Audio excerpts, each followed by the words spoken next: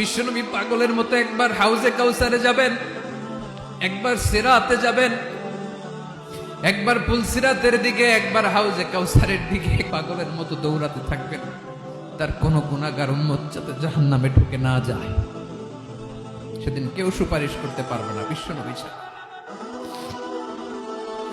এজন্য 5 নম্বরে আল্লাহ বললেন, মান যাল্লাযী ইয়াশফাউ ইনদাহু ইল্লা বিইযনিহি।